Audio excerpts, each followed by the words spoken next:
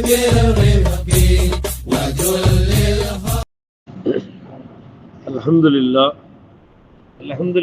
ரப்பில் ஆலமீன் அஸ்ஸலாத்து வஸ்ஸலாமு அலைக்க யா ரசூலுல்லாஹ் ஸலாத்து வஸ்ஸலாமு அலைக்க யா ஹபீபுல்லாஹ் அஸ்ஸலாத்து வஸ்ஸலாமு அலைக்க யா ரஹ்மத்துல் லில் ஆலமீன். அன்பிற்குரிய சகோதரர்களே, அல்லாஹ்வின் நல்லடியார்களே, சில சந்தர்ப்பங்களிலே மக்களுக்கு மார்க்க உபதேசம் செய்வதை ஒரு பொருத்தமான சந்தர்ப்பமாக இஸ்லாம் அறிமுகப்படுத்துகிறது. அப்படி அந்த பொருத்தமான சந்தர்ப்பங்களில் ஒன்றுதான் ஒருவர் மரணித்து அவரை அடக்கம் செய்வதற்காக மன்னரைக்கு கபர்ஸ்தானுக்கு எடுத்து சொல்லுவோம் அல்லவா, அந்த கபர்ஸ்தான்ல வச்சு அந்த மன்னரை அருகே வச்சு சில விஷயங்களை சொல்லும் பொழுது சில மனிதர்களுடைய உள்ளங்கள்ல டக்குன்னு ஒரு மாற்றங்கள் ஏற்படும். பல இடங்கள்ல பல விஷயங்களை நம்ம பேசியிருந்தாலும் கூட இந்த கபருக்கு பக்கத்தில் உட்கார வச்சு அல்லாஹை பற்றி, மறுமையை பற்றி, மஹ்ஷரை பற்றி நம்ம சொல்லும் பொழுது அது மனிதனுடைய உள்ளத்துல எப்படிப்பட்ட ஒரு மாற்றத்தை ஏற்படுத்தும் சொன்னா, சுபஹான் அல்லாஹ், நமக்கும் அல்லாஹ் அடுத்த நிமிஷம் மௌத்தை கொடுத்துட்டாலும் இதே தானே கபரு. இவங்க சொல்ற விஷயம் எதுவுமே தூரமா இல்லையே, மர்மங்கிறது எங்கேயோ இருக்குங்கிற மாதிரி இல்லையே, மஹ்ஷர் கேள்விகளுக்கு இதெல்லாம் எங்கேயோ இருக்கிற மாதிரி இல்லையே, இந்த பக்கத்துல தான் இருக்குதுங்கிற மாதிரியான ஒரு மனநிலையை ஏற்படுத்தக்கூடிய விதமாகத்தான் நாயம் ஸல்லல்லாஹு அலைஹி அவர்கள் என்ன செய்றாங்க, மன்னரை அருகே கூட உபதேசம் செய்யக்கூடிய விஷயத்தை இங்க நமக்கு வழிகாட்டுறாங்க. இது விஷயமாக சையதுனா அலி ரலியல்லாஹு அன்ஹு அவர்கள் அறிவிக்கின்றார்கள், நாங்க மதீனாவில் ஜன்னத்துல் பக்கீ அர்கத் என்ற இடத்தில் ஒரு ஜனாசாவுடைய நல்லடக்கத்தில் கலந்து கொண்டு இருந்தோம். அப்போ எங்களிடம் நபிகள் பெருமானார் ஸல்லல்லாஹு அலைஹி அவர்கள் வந்து உட்கார்ந்தார்கள். அவர்களை சுற்றி நாங்கள் உட்கார்ந்தோம். அவர்களுடன் ஒரு கைத்தடி இருந்தது, அசா. 40 வயசை கடந்துட்டாலும் கையில ஒரு அசா பிடிக்கிற சுன்னத்து. ஆனா இன்னைக்கு 70 வயசை தாண்டாலும் அந்த கைத்தடி எடுக்கிறதுக்கு என்ன வரல, மனசு வரல.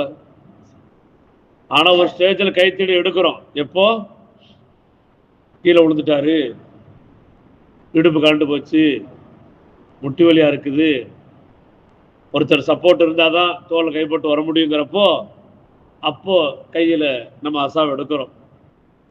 ஆனா பொதுவாக 40 தாண்டினாலே நமக்கு சில சுன்னத்தான நடைமுறைகள்ல ஒண்ணு இந்த அசா கம்பு கூட. அப்ப இந்த ஸல்லல்லாஹு அலைஹி அவர்கள் தங்களுடைய கையில ஒரு அசா கம்பு கைத்தடி வைத்திருந்தார்கள்.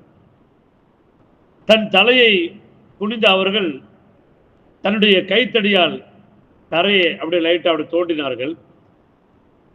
பிறகு சொன்னார்கள், ஒருவருடைய தங்குமிடம் நரகம், தங்குமிடம் சொர்க்கம் என உங்களில் யாருக்கும் எழுதப்படாமல் இருப்பதில்லை. ஆல்ரெடி அல்லாஹ் தஆலா என்ன செஞ்சுட்டான், நரகம் சொர்க்கம் யார் யாருக்குங்கிறத அல்லாஹ் தஆலா எழுதி வச்சுட்டான். அப்படி சொன்ன உடனே பக்கத்துல இருந்து சஹாபாக்கள் கேட்டாங்க, யா ரசூலுல்லாஹ், இறைத்தூதர் அவர்களே, அப்போ அல்லாஹ் தான் எங்களுக்கு சொர்க்கம் யாருக்கு நரகம் யாருக்குன்னு தீர்மானிச்சுட்டானே, அப்படி இருக்கும்போது அந்த ஏட்டில் உள்ளதுபடி தான் நடக்க போகுது.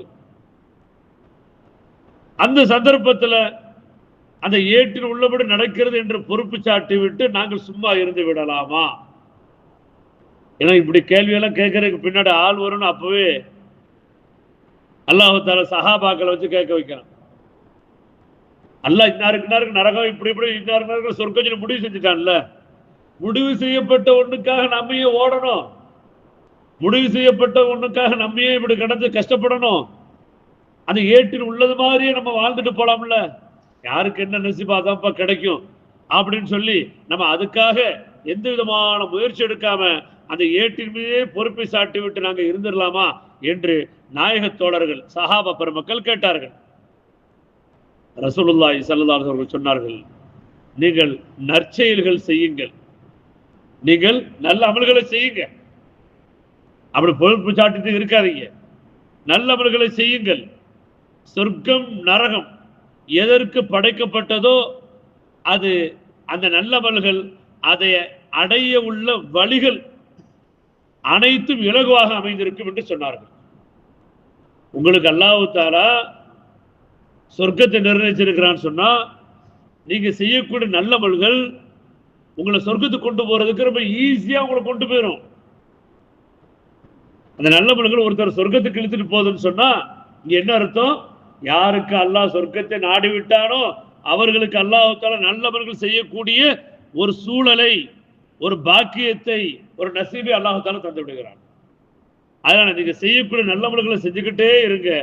அது எதற்கு படைக்கப்பட்டதோ, அந்த சொர்க்கம் நரகமும் எதற்கு படைக்கப்பட்டதோ, யாருக்காக படைக்கப்பட்டதோ அதை அடைய உள்ள வழிகள் அனைத்தும் அவருக்கு அது இலகுவாக அமைந்திருக்கும்.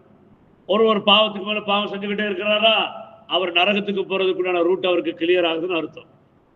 ஒருத்தர் நன்மைகளா செஞ்சுக்கிட்டு இருக்கிறாரா, எல்லா நேரம் தொழுகையும் வியாபந்தியா தொழுகிறாரு, அல்லாஹ்வுக்கு பயந்து நடக்கிறாரு, ரசூலுடைய சுன்னத்து நடைமுறைகள் எல்லாம் பின்பற்றி நடக்கிறாரு, இப்படிப்பட்டவருக்கு சொர்க்கத்துக்கு போறதுக்கு வழி அல்லாஹ் லேசாக்குறான். ஒருத்தர் பள்ளி பக்கமே கிடையாது, ஹராமுடைய விஷயங்கள்ல தான் முழுமையா இருக்கிறாரு, அல்லாஹ் பற்றிய அச்சம் இல்லை, அல்லாஹ் பற்றிய சிந்தனை இல்லை, அவன் இப்படி மனமோட போக்கில் ஒருத்தர் வாழ்றாருன்னா அவருக்கு எந்த ரூட்டை கிளியர் ஆக்கி லேசாக்குறான்? நரகத்துக்கு போற ரூட்டை லேசாக்குறான். அப்ப ரசூலுல்லாஹி ஸல்லல்லாஹு அலைஹி வஸல்லம் சொன்ன இந்த ஹதீஸ் புகாரி முஸ்லிம் பதிவு செய்யப்பட்ட இது ஒரு நீண்ட ஹதீஸில் இருக்கக்கூடிய ஒரு சிறு பகுதி தான் இது. அப்ப கபர்ல வச்சு 4 நல்ல விஷயங்களை பேசலாமான்னா பேசலாம், தப்பு கிடையாது. ஏன்னா அந்த மௌத்துடைய நேரத்தில் நம்முடைய குடும்பத்தை சார்ந்தவர்களுக்கு ரொம்ப மனசு இலகி போயிருக்கும், நெருங்கிய உறவினர்களுக்கு ரொம்ப மனசெல்லாம் ஒரு பாரமாக இருக்கும். என்னடா இப்படி கண்ணுக்கு முன்னாடி நல்லா இருந்த ஒரு மனுஷன் திடீர்னு இப்படி மௌத்தாயிட்டாரு. நேற்று காலையில் பஜ்ஜத் தொட்டு நம்ம கூட டீயை குடிச்சாரு, நேற்று காலையில் நம்ம கூட தான் பஜ்ஜத் தொட்டு பேசிக்கிட்டே டீயை குடிச்சுக்கிட்டு இருந்தோம். ஆனால் இன்னைக்கு மகரிபுக்கு பார்த்தா அவர் எங்கே இருக்கிறாரு? மண்ணுக்குள்ளே போயிட்டாரு. அப்போ இதுதானே நமக்கு, இந்த நிலைமை தானே நமக்கும் இருக்குது அப்படின்னு ஃபீல் பண்ணுற அந்த சமயத்தில் அந்த இடத்துல மக்களுக்கு மறுமை பற்றிய சொர்க்க நரகத்தை பற்றிய ஒரு விஷயத்தை ரசூலுல்லாஹி ஸல்லல்லாஹு அலைஹி வஸல்லம் சொல்லியிருக்கிறாங்கன்னு சொன்னால் அது சரியான ஒரு தருணம், நல்ல ஒரு சூழ்நிலைன்னே சொல்லலாம். டக்குன்னு மனசில் ஒரு மாற்றத்தை ஏற்பட்டுரும் ஹிதாயத்துக்கு அப்படிங்கிற ஒரு செய்தியை நமக்கு சொல்லி தர்றாங்க. அடுத்து ஒரு தலைப்பை தர்றாங்க, அடக்கம் செய்ததற்கு பிறகு இறந்தவருக்காக துவா செய்யலாமா, அப்படி துவா செய்யறதா அவருக்காக பாவ மன்னிப்பு கோரலாமா, அந்த மௌத்தா போனவருக்காக குர்ஆன் ஓதலாமா, சிறிது நேரம் அந்த மண்ணறையில் அடக்கம் செஞ்சதுக்கு அப்புறமும் கொஞ்சம் உட்கார்ந்துட்டு இருக்கலாமா, இப்படி பலதரப்பட்ட கேள்விகளுக்கு விடையாக தெளிவாக நமக்கு இங்கு சில ஸல்லல்லாஹு அலைஹி வஸல்லம் சில ஹதீஸுகள் மூலமாக நமக்கு வழிகாட்ட வர்றாங்க. என்ன வழிகாட்டுறாங்க ரசூலுல்லாஹி ஸல்லல்லாஹு அலைஹி வஸல்லம் அப்படிங்கிறத இன்ஷா அல்லாஹ் வரக்கூடிய நாட்களை பார்க்கலாம். அல்லாஹ் ரப்பல் ஆலமீன் எதை சொன்னோம் இதை கேட்டோம் அதனுடைய விலகி அமல் செய்யக்கூடிய நன்மக்களாக மென்மக்களாக அல்லாஹ் நம் அனைவரையும் புரிந்து கொள்வானாக. சுப்ஹானல்லாஹி வபிஹம்திஹி சுப்ஹானக்கல்லாஹும்ம வபிஹம்திக வ நஷ்ஹது அல்லா இலாஹ இல்லா அன்த வ நஸ்தக்ஃபிருக வ நத்தூபு இலைக். ஆமீன். சுப்ஹான ரப்பிக ரப்பில் இஸ்ஸத்தி அம்மா யசிஃபூன் வ ஸலாமுன் அலல் முர்ஸலீன் வல்ஹம்துலில்லாஹி ரப்பில் ஆலமீன். ஸல்லல்லாஹு அலா முஹம்மது ஸல்லல்லாஹு அலைஹி வஸல்லம். ஸல்லல்லாஹு அலா முஹம்மது ஸல்லல்லாஹு அலைஹி வஸல்லம். ஸல்லல்லாஹு அலா முஹம்மது யா ரப்பி ஸல்லி அலைஹி வஸல்லம்.